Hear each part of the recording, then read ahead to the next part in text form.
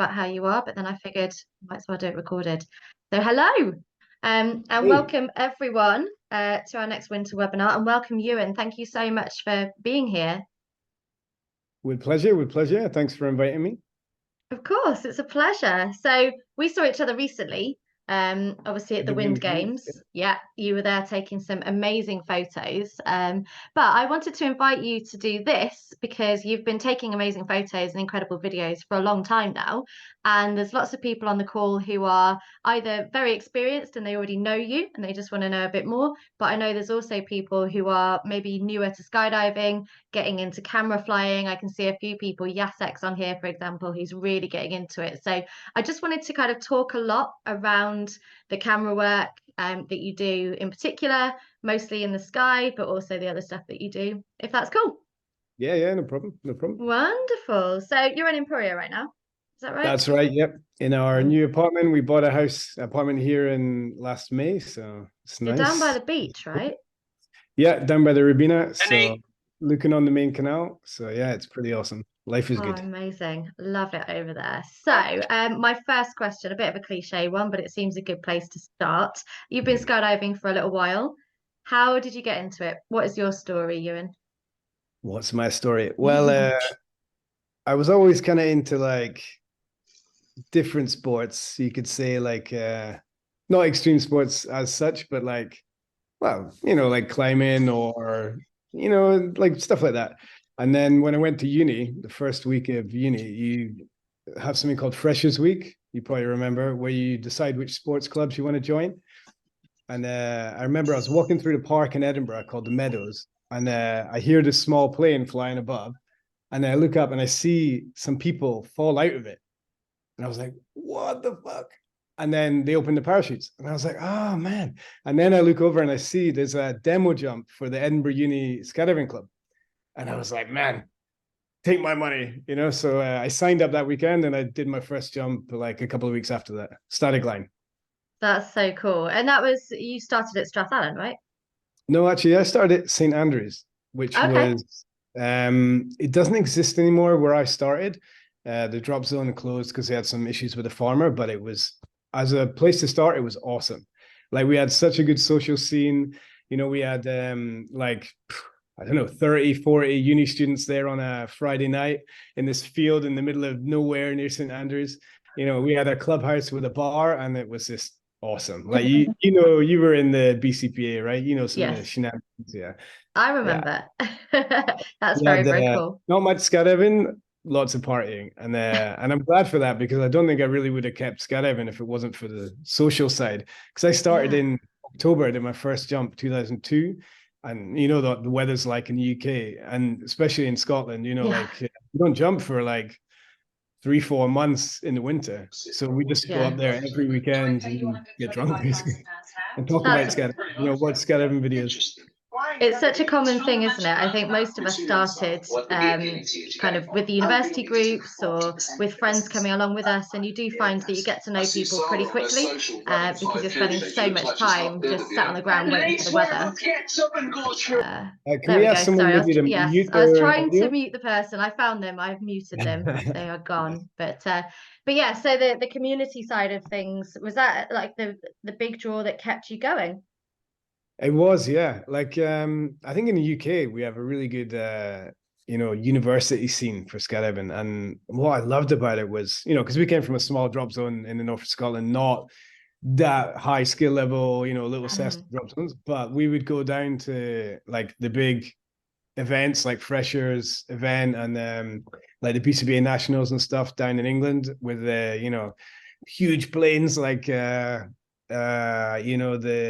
Caravan at Peterlee or something. We were like amazed by this. We're used to five-seater planes, and yeah, so that was cool. That was like the uni side really helped show me a little bit about the world of skydiving when I was still a little baby stuck in Scotland.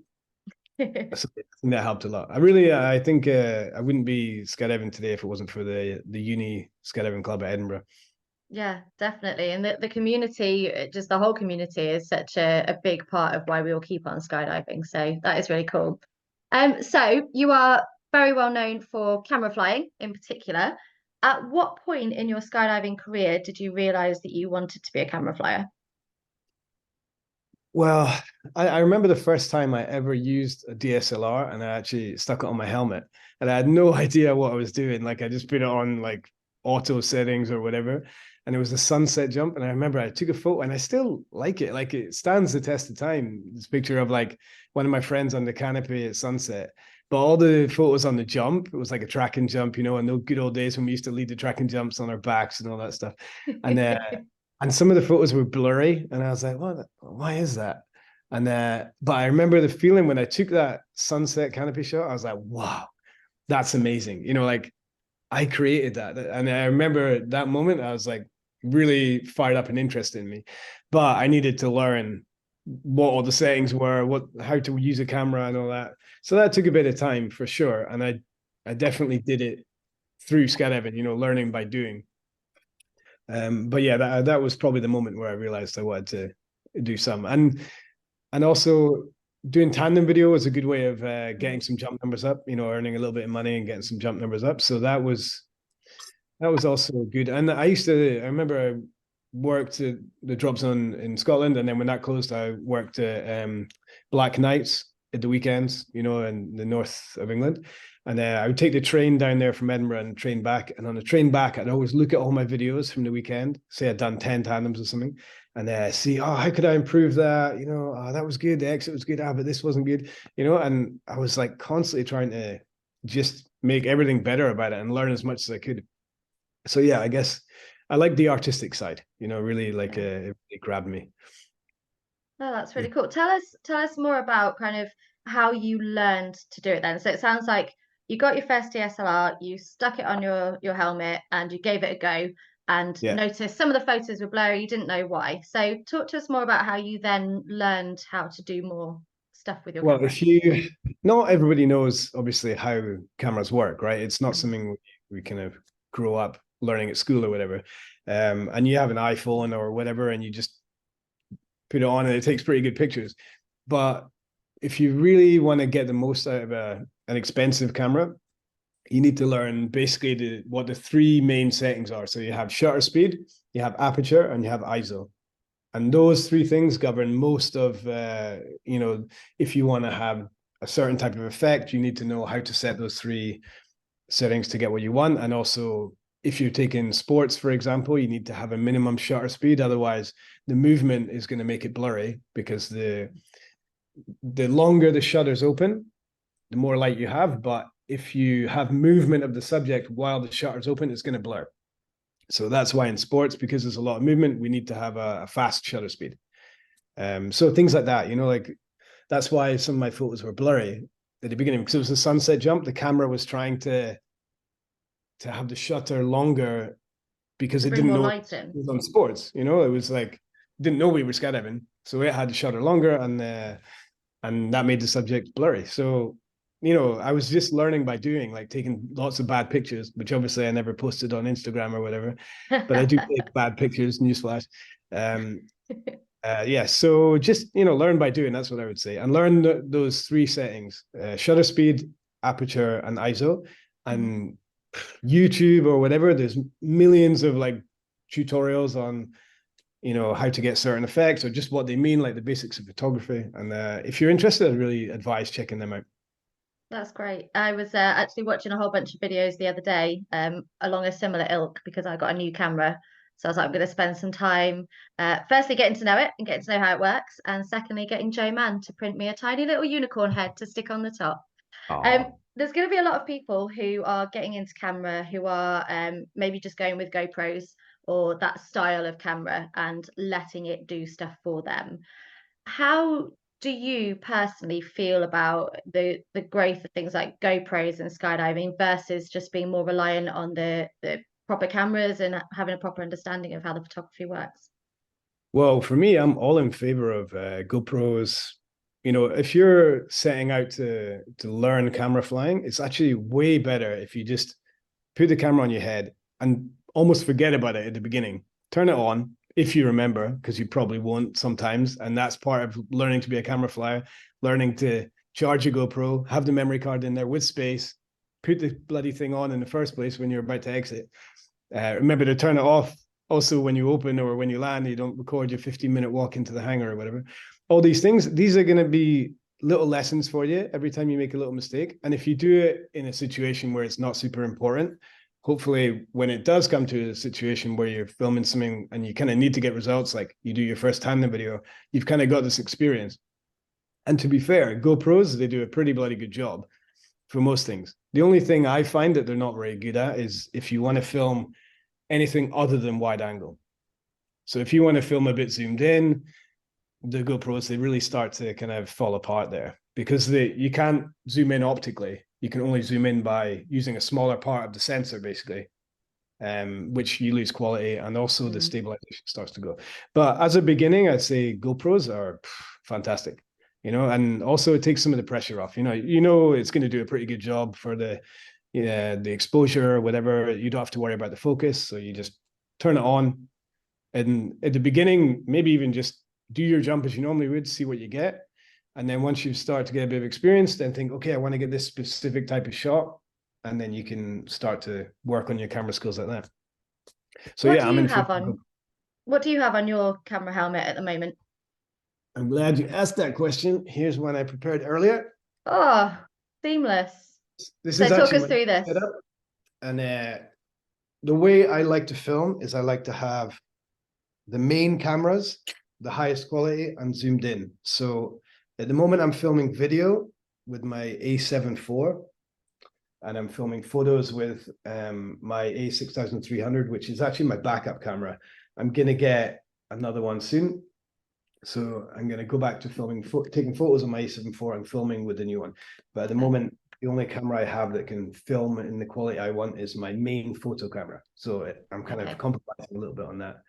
And then I have a small camera here called the RX0, and that's a small GoPro-sized stills camera from Sony, and it does a pretty good job of taking like medium wide-angle photos, better than a GoPro, I find for sure. And I use that as my backup camera. So my two main cameras, they're more zoomed in. I like to get that zoomed in shot. I find if you nail it, it looks incredible. But because it's zoomed in, it's much harder to frame. So I have the concentric ring sight here, which concentric ring sights in general, I don't know if you know the difference. There's like a cross ring sight and a concentric. The concentric's more expensive, but it's much more accurate. And it doesn't really get in the way of your vision. It's just a small circle right in the center of the frame, instead of the cross has a lot of stuff going on. And actually, the point you're using to aim is the empty space in the middle, which isn't always as accurate. But then I also have space for two GoPros here. And this is a new mount from Modern Camera Solutions. That's one of my sponsors, Philip, here in Imperia. And he made it so I can put one GoPro vertically or horizontally in this mount. Because everyone's all about Instagram and stuff these days. So everyone wants to have the reels. So this one goes in vertically or horizontally from the side. And that's also why this camera is portrait mode for... You could say it's for magazine covers, but it's not really for that reason. It's just to get a different perspective, Doing it for the so this is my setup. I use Tomfly camera helmets. This is the CC2.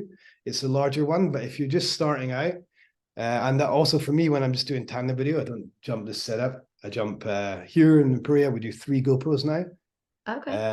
I use the Tomfly 2.5X for that. Okay. And I find that's a really nice helmet, because you can also put a DSLR on top, and it has the wider plate, wider than the 2X. Okay. So you can also have the grip kind of snag free. What are the 3 GoPros doing then? So one video, one photos, and one backup high quality for screenshots or video? Exactly. Yeah. Okay. Very cool. We used to use the DSLR, but actually, for the quality that people want from a tandem video for putting on Instagram, the GoPro does a pretty good job.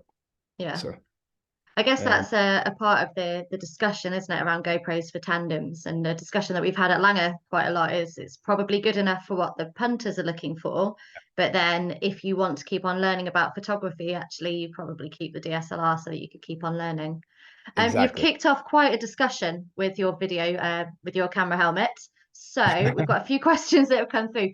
Jeff and his dog Alfie would like to know, how do you trigger photos? Have you got a bite switch or a blow switch or something different?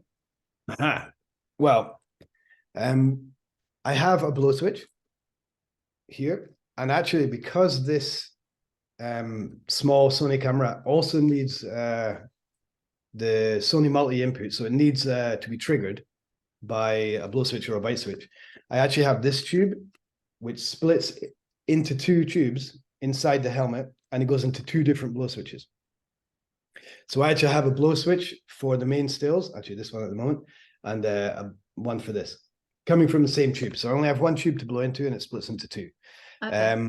I did try to have two cables coming out of one blow switch, but actually the cameras would talk to each other through the cable, and they would actually sometimes jam each other up. Okay. Like the focus, one would block the focus of the other, or you had to turn them on and off in different order. Otherwise, one would start the other one taking photos all the time. It was just too complicated. So I thought, okay, two blow switches, job done. Cool. And also that gives me some redundancy. If I do have a problem with my main one, I can unplug from the backup and put it in. If it's the cable that's broken, I can put it in the other camera. You've got a lot of backups on that camera helmet. Tell us more about that. Well, my philosophy is if you make a mistake, but it teaches you something, it's not a mistake, it's a lesson. So the reason I have a lot of backups is I've made a lot of mistakes. But awesome. If you're filming long enough, you're gonna end up making mistakes. You didn't charge your battery, space on your car, blah, blah, blah. These are all the classics. Everybody will make those at some point. Doesn't mean you're a bad camera flyer, it just means that was your turn. You're a bad camera flyer if you do it a lot, but if you let it teach you that lesson and you try and find a way to make that not happen again by setting up your procedures. Okay, I always charge them the night before, I always have a spare battery, whatever. Yeah. So yeah, I like to have backups for two reasons: that there's a backup in case the main one doesn't work, and also because I like to film more zoomed in. I still have the wider shot in case it was too zoomed in, or if I didn't frame it exactly right. Or these days more and more for like making reels. Because if I film zoomed in, but in like landscape, it's hard to trim a reel from that and still have enough space top and bottom. So often with the GoPro, I find myself, even though it's filming, well, before it was filming like this and I was trimming like that. Now with this new camera helmet, it actually has 0 jumps at the moment. I only set it up the other day. I can actually film in portrait and then I don't have to crop it to get a reel. So that's what I'm going to be testing very soon. Awesome. Yeah. We've got another question from Fanny, who I'm going to read this out word for word because I love it. Bloody hell, how much does all that weigh and how do you keep your neck healthy? Well, it weighs, actually I haven't weighed this setup now that I've got it. I think it's around about 3.5 kilos with those lenses and the camera setup. I will weigh it and I'll tell you, so you can, if you want to post it as later. Sounds good. Do you wear a neck brace or anything to support? I have done, but only when I've been jumping like a red or equivalent camera like that. Okay. If you Which know is a proper camera for proper like movie stuff. Yeah, and it's like I think it weighs about 5 kilos, and it's about 50 grand or something. So I also use a different camera helmet because this one, it has like the ratchet straps, and they're good for everything. I mean, this camera helmet, I don't know how many jumps it has, but you know, it's still good to go for thousands. But when you have like 50, 60 grand of camera on your head, they often won't let you jump it unless you have like a more robust chin setup. Okay. Also with mine, I've made this backup strap. Okay. So it's just like a normal chin strap, so that if one of the ratchet straps did break, this would hold it. It wouldn't be very comfortable and it would probably be moving around, but it would at least hold it until I landed, and then I could place it or whatever. And I wouldn't lose my 3.5 kilo, 5,000 euro setup that I've got here. Awesome. No, that makes total sense. I know people like Fordy is quite a champion of wearing a neck brace, and Swoop started doing it. And it is one of the things of being a camera flyer. You do expect that you've got the extra weight, which in itself is heavy and uncomfortable. But then you've also got, when you're opening, if you have any problems with your canopy, you've got all that movement that's going to potentially cause some issues. Have you ever had any issues yourself with like neck pains? Yeah, I did have once. two vertebrae that were slightly displaced, and they were pressing on a nerve, and that was causing me like pain in my back and my shoulders. And I went to a guy who hugged my head a lot, told me he loved me, and fixed my neck. And I don't know if that.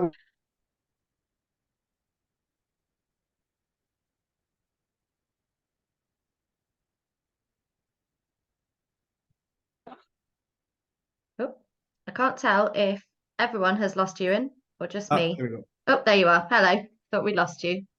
Yeah, I don't know if it was from jumping a normal camera that hurt my neck, or if it was when I was base jumping and jumping with like a smaller, but like say my tandem setup with a DSLR and a GoPro. But the openings are like ballistic in base, so it could have been that. I don't really base jump anymore, so hopefully that means I won't have any more problems. But one of the ways that I try and avoid having the problems are trying to keep generally fit, doing a lot of like neck stretching before I jump. And I usually do a little bit of a warm-up routine, which is kind of a mini workout when I get to the drop zone. So that's kind of like keeps my neck strong and also warms it up before I start the day of jumping. So I'd recommend that if you're going to jump a kind of heavy camera helmet. Or it's just good practice to it's not just our necks when we skydive. It's, you know, if you're doing any sport and you have cold muscles, you could hurt yourself. So Yeah, I think it's and the other thing I do is when I open, I look at the horizon and I don't look up at my canopy, because if you look up, you create a bend in your neck, and I think that tends to concentrate all the force of the opening on that point that you have the bend in your neck. Yeah. So that's what I do. I did jump velocity a lot for a long time, and that has the opening is kind of, it's a lot of side to side movement. Now I jump a Leia, and I find the openings are much better for camera flying. It's still not what you'd call a classic camera flyer canopy, I guess, but I also like to swoop, so you have to make some kind of compromise. But I find since I got onto the Leia, the openings have been nicer for camera flying. You don't have that side to side jerk with the heavy camera helmet. That's awesome. No, that makes sense. It's a good thing to look at as well, depending on what your other goals are. Okay. Sounds good. You've really started to inspire people already. So Loud Chimera Girl, who I know is Amy, says it will be a very long time before I can fly camera. She's only got somewhere in the region of 60 jumps, I think, at the moment. Never mind with a full camera setup. But if she wanted to start looking at cameras now and start getting to know them, do you have any DSLR camera recommendations or any that you would stay away from because they're too big or too bulky? Yep, good question, actually. I use Sony because it's really good quality and they're quite small, like Sony mirrorless. They're probably the smallest cameras you can get for the quality. In a long time, Canon were good quality, but they had mirror. You know, they had a mirror that would move, and that makes them bigger and heavier. Now Canon and most other companies have got mirrorless versions of their own. So in general, mirrorless cameras are really good. I like Sony because I know the settings, I know how they work, I know the quality is good. And if you're starting out, I would recommend an APS-C size camera. So that means it has a slightly smaller sensor. And that means the body can be smaller, the lenses can be smaller, it's usually cheaper. And to be honest, for skydiving, the quality difference is not like that huge. In fact, my backup camera, which I'm using as my main stills for the moment, is an APS-C sensor. Okay. And I notice a bit of a difference if I'm really looking, if I'm zooming in a lot. That's why I want to go back to using this for stills when I get my new video camera. But really, I've still taken some really nice pictures with the APS-C. So at the beginning, it's cheaper, lighter, and smaller. So go for APS-C. I like Sony. Any of the A6000 range are pretty good. So this is the A6300 I use. I used to use the A6000 for tandems. Now they have various different ones. But be careful because some of the newer ones, they don't have the same inputs to use for remote switches. A lot of cameras go into like Bluetooth triggering, and they don't have the Sony Multi, which looks like a micro USB to trigger. And you need that at the moment. I was speaking to Trunk, who's one of the guys in Hypoxic Yeah. in Arizona. And he's trying to come up with a solution where you plug like a normal blow switch into a little Bluetooth box, and then you can trigger the camera that way. But it's not quite that reliable yet. And it's a bit of an extra thing you have to charge or make sure the battery's good. And, you know, I prefer at the moment, if you can, just plug in a switch and off you go. Nice, makes sense. So Amy should look out for probably a Sony camera, something that's mirrorless, so it could be a little bit smaller. And you like the A6000 range, but I guess Amy, just check out like MPB and places like that, and try and find stuff on there. We've also got people asking about your lenses. Jacek says, what lenses have you got on your Sony cameras? So I normally shoot with primes. Prime lenses are ones that you can't zoom. They're usually sharper and lighter than a zoom lens, and cheaper, I guess, if you want a very specific zoom range. The drawbacks are you can't change it. So say you are on the canopy and you want to zoom all the way in to get a super nice shot on the canopy, you can't do that with the prime lens. But generally I find the quality is better. So on my stills, I have a 35mm, but it's a full frame lens. So actually with the APS-C camera, it makes it more like a 50-55. So that's pretty zoomed in. On my video at the moment, I'm using a 28-70. So that is a zoom lens, but as soon as I get the other camera, I'm going to go back to using primes. And this you can zoom if you want, but the quality, I noticed the sharpness is not so good for photos. For video, actually, you don't really notice because the video resolution is much lower. So I find that I don't really lose any quality if I'm using this lens for video. If I was using it for photo, like I did use it before, but I noticed that it wasn't as sharp. Yeah, so I like primes. I usually like between 35 and 50mm is a good range for me. I like to film a little bit more distant from the subject, and I find that you can get the blurry background effect. You can also, if you're doing movement, like say I'm carving around a head down formation, the background moves super fast in relation to the subject. So you have like a really nice kind of dynamic shot, even if they're not really doing much. Okay. You know? Very cool. How many different cameras do you have then? Do you take a whole different bunch, and depending on what the jump is, you might choose a different one? Or do you go to a certain camp with this setup and then I'm going to another event with this setup? How does that work? Yeah, I do. The setup I got here, it's going to be probably used in 80% of situations, but there's some situations where if you need like a super quick debrief, you know, they need the video straight away for the debrief, like a record or something, then sometimes I would use instead of my main video here, which it is amazing quality, but you need a lot of post-processing before you get a result that's kind of like close to finished. Whereas if I was doing a record, I would maybe use one of the older stabilized camcorders from Sony, like the AX43 to AX53, and it has a little kind of eyeball gimbal inside. Okay. That stabilizes it mechanically. But now it looks a bit dated compared to the GoPro stabilization. Plus, it only does 4K, 25 or 30 frames a second, so you can't then slow down the footage later. But it's good enough to... It's serving a purpose. Yeah. And if they want the video quick for the debrief of 100 people, then you kind of have to compromise a little bit. Nice. Guy Hinks is asking, do you preset a manual focus and fly to that distance, or do you set it to autofocus so that you can fly where you want?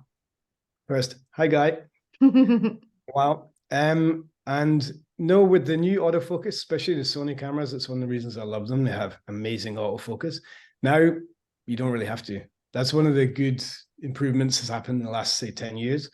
Like the autofocus is insane.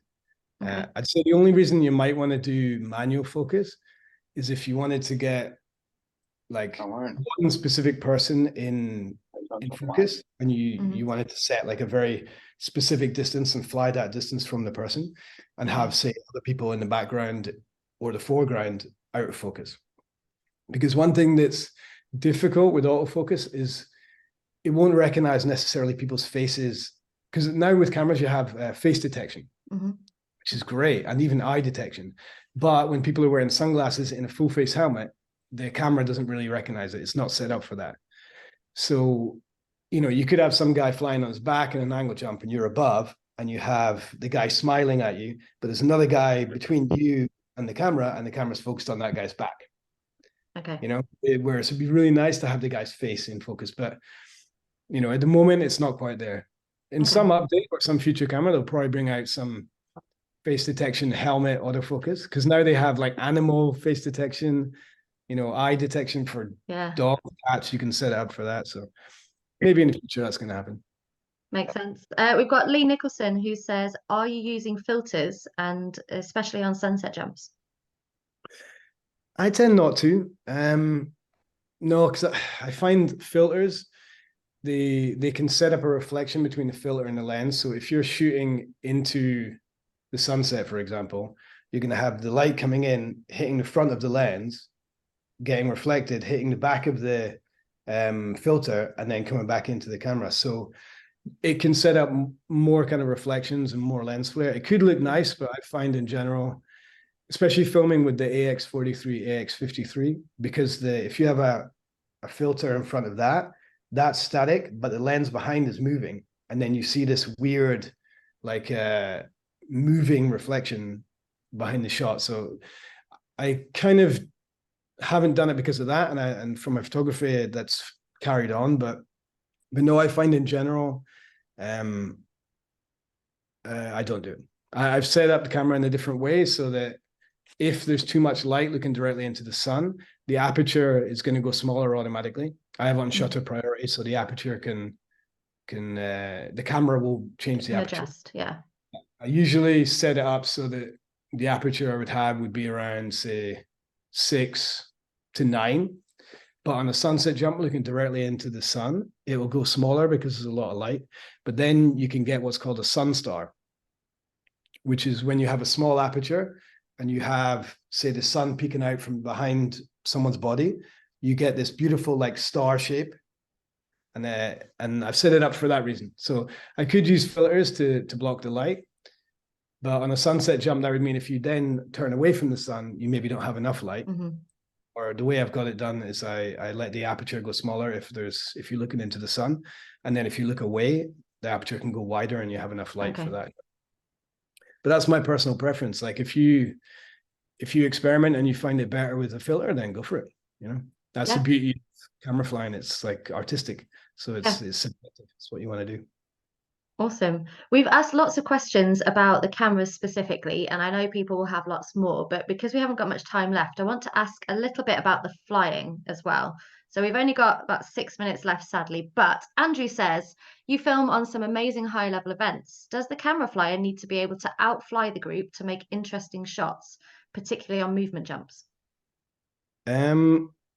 Well, before I answer that question, I want to say one thing which I feel quite strongly about for safety in general when you're camera flying, is that if you're going to film any discipline, you should be able to fly that discipline reasonably well. And also the level you need to fly at goes up the higher level group you're filming.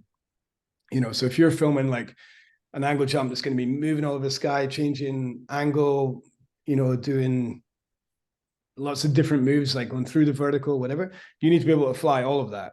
Because if you can't, then you could be danger to all those guys, especially because if you're having to fly your ass off to even be there, but you're also thinking about framing, then that means you're kind of splitting your concentration between two things when you need to have probably all your concentration on one of them to be able to do it safely. So in general, don't try and film something you can't do reasonably well. And yes, if you're filming something high level, then you need to have a pretty high level. Not that you could fly as good as the best participant in the jump, because sometimes the skills are a little bit different if you're filming. But in general, you need to be able to be there, yeah. And sometimes filming like for a record, it's a different type. If you're filming head down records, you need to be underneath and looking up at the formation. So you have to fly in a kind of strange position. And that doesn't mean that you could be taking a grip on the 200 way, although it'd be good if you could. That would probably make your flying better all around, but you need to be able to fly safely in the position you're in. So yeah, in general, you need to be a badass if you want to film badass stuff in that discipline. I like it. And that's good advice for people who are just starting out as well. So Amy, who was asking about cameras earlier, you don't have enough jumps to go and film stuff yet. but you can use all of those jumps to make sure that you're as good as you can be at the discipline that you want to film, which if you're starting out, it's probably going to be FS. But as you progress, try and get the skills first and then apply the camera rather than doing it the other way around. Cool. Yep. We've got another question, which was about, I'm trying to find it and see who it was. I can't remember, but I did read it. They said, what's the most challenging or the most rewarding project that you've ever been part of as a camera flyer? Well, projects wise, like probably records are the ones that have the most kind of reward. Like when you get it, everyone's like super stoked. The atmosphere is insane. You know, everyone's buzzing. Like I filmed the Project 19, the women's world record. I think it was last November. Was it the one before? Maybe it was last year. Anyway, but that was insane. Like the way they organized it in general was amazing. Like they took a lot of the pressure away from the flyers because the first few jumps, they didn't even tell people to take a grip. They were just like, get out, get on level, get in your slot. No one's going to get cut. You know, just get used to the picture. It wasn't like brutal, bringing out the axe and cutting people as soon as anyone makes the tiniest mistake. Mm-hmm. And also, because they went a bit smaller and then started to go bigger, we ended up getting 2 records in 2 consecutive jumps. And like the buzz on that was unbelievable. You know, you just got a record and you come down from the next jump and you're like, we got another one, you know, it's just amazing. So I'd say probably records are the ones that give you the most like satisfaction.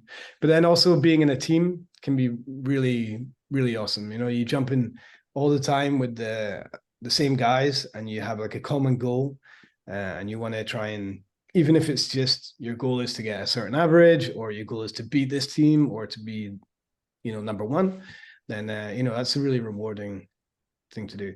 And also it's a really good way to get your skills up because you're jumping with the same guys all the time and you can really see the improvement, as I'm sure you know. Yeah, no, absolutely. From being part of the four-way, I see that, but yeah, so much so. We've got one more very quick question, which is around the courses that you run. So a few people have mentioned your craft course that you put on. Do you run more of those training courses? Are they available in person? How do people get onto them? You've inspired people, Ewan. How do they get involved? That's what I'm going for, to inspire people.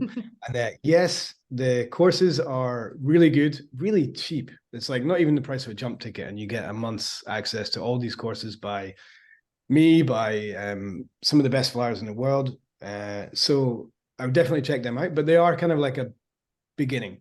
You know, they're not going to teach you everything you need to know, but they're going to give you a good grounding. And yeah, if you want to know more, I'm available for coaching. If it's either like this on Zoom, I've done some coaching with people and they've got a lot out of that. Or in person, I'm based in Imperia. I can travel. I was in Thailand doing some camera coaching a couple of weeks ago. So yeah, I'm available and I can help with that. But the best way to get information about that is to contact me directly, either on Instagram or Facebook. Wonderful. Thank you so much, Ewan. This has been amazing. It hasn't been long enough at all, but it's been incredible. Thank you so much for your time, and thank you everyone for watching. Take care and all the Thank best you with everything, guys. Ewan. Bye for now. All right. Cheers. Bye.